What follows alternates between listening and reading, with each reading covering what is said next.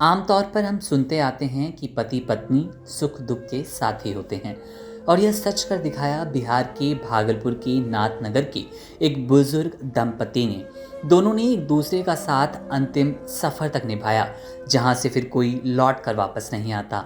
दोनों की शव यात्रा साथ निकली, एक ही चिता पर दोनों को मुखाग्नि दी गई। यह पूरा मामला नाथनगर के मिर्जापुर गांव का है, जहां चंदा देवी ने शादी के सालों गुजर जाने के बाद भी उस समय किए गए वादे को अंतिम समय तक निभाया। बताया जा रहा है कि पति विशुनदेव मंडल की मौत के कुछ देर बाद ही पत्नी चंदा देवी की भी मौत हो गई। इसके बाद यह चर्चा का विषय बना हुआ है। ग्रामीणों के मुताबिक मिर्जापुर गांव के रहने वाले विशुनदेव मंडल कुछ दिनों से बीमार चल रहे थे। उनका इलाज घर पर ही चल रहा था। सोमवार दोपहर के बाद उनका निधन हो गया। निधन की खबर आसपास के लोगों को हुई तो सभी उनके घर पहुंच गए।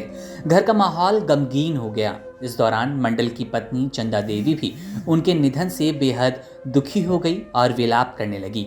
इसके बाद उन्होंने भी अपने प्राण त्याग दिए। जिसने भी इस घटना को देखा और सुना वे अवाक रह गया। मंगलवार के दिन दोनों की बैंडबाजी के साथ अंतिम यात्रा निकाली गई, जिसमें गांव के सभी लोगों ने शिरकत की। लोगों ने दोनों बुजुर्ग दंपति को नम आंखों से विदाई दी।